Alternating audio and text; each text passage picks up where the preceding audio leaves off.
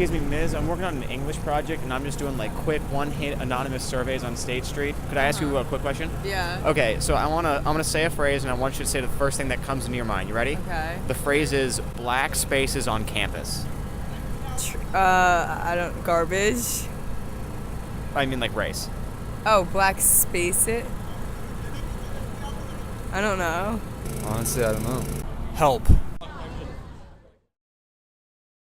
In predominantly white higher education settings, like here at UW, black students often report negative experiences in a lot of domains.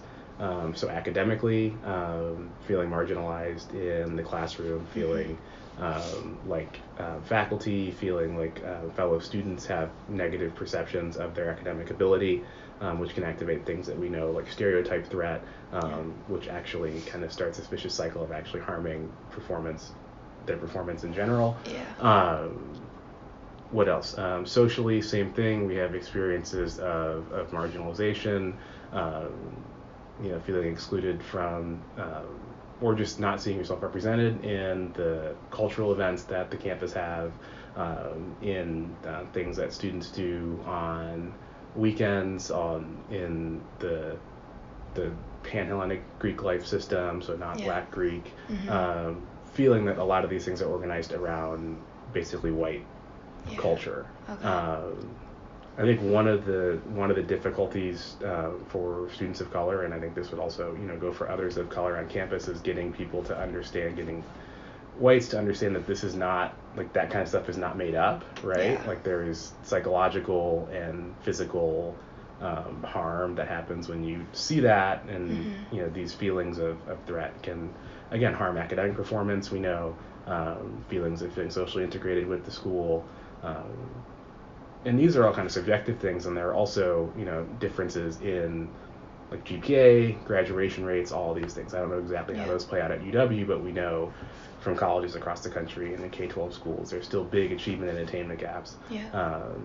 And just getting into college doesn't make those things go away. In many cases, these are students who have persisted through schools that are on average not as good as the schools that white students attend, these kind of things. So those kind of background forces still matter here, and then there's continued inequalities in the college experience. Shadows. The library. Athletics. Okay, thank you. Yeah. Do you feel pressured to act in a certain way or conform when you are like amongst the general student body here, so like a largely white group on campus?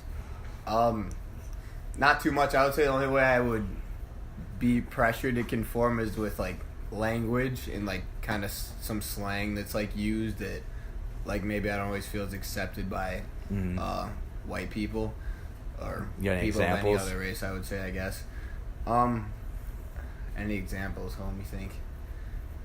I just say like in a group of like people of a different ethnicity, or like specifically white people, since that's what most of the campus is, like things like just like what up bruh, or like things like that, just kind of like slang things that you always hear. I don't really use as much around just because I kind of feel the pressure. There are very few. I see trash cans that are black. It's the first thing that popped in my head. One word, sorry. Anything. The first thing that comes to your mind. Really not prevalent, and it's really sad. Of course, if someone's in a majority group or a group with privilege, it's almost impossible to fully understand like what it's like to be of a marginalized identity here. And like we were founded in 1983 because campus, with being a white space, is also a very male dominated space. Even spaces I think where women function, they're still functioning in a subordinate way. So I think this place was created to like center women, and then as we've developed, center like women of color and black women. But I think, I guess to your question, like people in the power group or in the majority can't conceptualize like the need or the function of this space. I mean, simply because when you're functioning within a privileged like life or space, I feel like it just comes secondary. At our core, like we're a place for students that otherwise wouldn't have a place or weren't given a place on campus. Union South. Left-wing clubs. Danger zones, basically. I don't know, like not safe places. From the previous campus climate survey, you can see that campus isn't doing the best in all of that it should to better create a space for these students on campus. You still see like high levels of discrimination and like hate and violence against them compared to other backgrounds and social spaces, and the university is trying to combat it through the Wisconsin program, and we don't exactly know how that's going yet because you have to wait a year or two before you do the survey again to see if it's improved or not. We actually had the head of quality and inclusion on campus, I forget his name, but he talked to student council last week, and he brought up a good point of, as much as we want everyone to love everyone and like get along with everyone, you can't force them that way. And the more you try to force them, the more they're going to push back and the more it's going to get worse. So we tried to design our Wisconsin program to appeal to as many of the human qualities within people, because sometimes people don't realize like, hey, this person's just like me, because they've never met a person from a background that they're like prejudiced against. And the more they get to interact with people, like get to know these people's backgrounds, the more likely they're to treat them with decent dignity and respect. I'm optimistic about our Wisconsin program because I think it is going to do good on campus.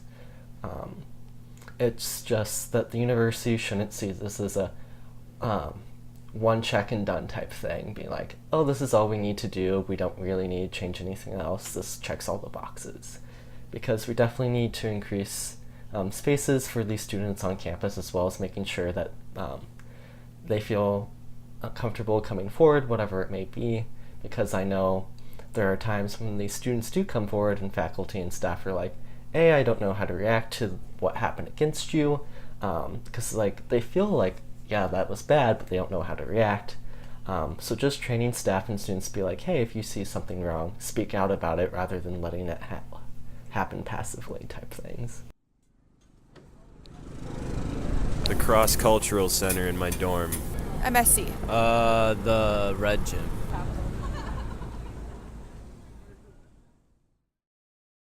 It's a sense of belonging. It's a lot of times, I think especially like our first year here, we question whether we belong here on campus. You know, like this is not my space. You know, like yeah, we go to school here, but like, am I comfortable here? Is this somebody like someplace I can call home? You know, a lot of people end up living here, and I think it's a lot of internal battles that we kind of face that a lot of people wouldn't be able to understand at all, and especially white people, given that they've always been the majority, you know. And so it's like it's rarely a time where they have to face this moment of, do I need to be here or do I belong here? Because for the most part you do. Yeah, I'm most definitely gonna tell a lot of people that I hated this school and I did not want to go here, and that majority of people of color here on campus are here because of a scholarship, and that was kind of my spiel all last year. Like, first sentence that came out of my mouth, I hate this school. But I think, and over time, I think this space and meeting people and learning that it's not as white as it sounds as it looks, you become appreciative of it. And I just told a group of kids that I love this school for the first time. I feel like this is progress.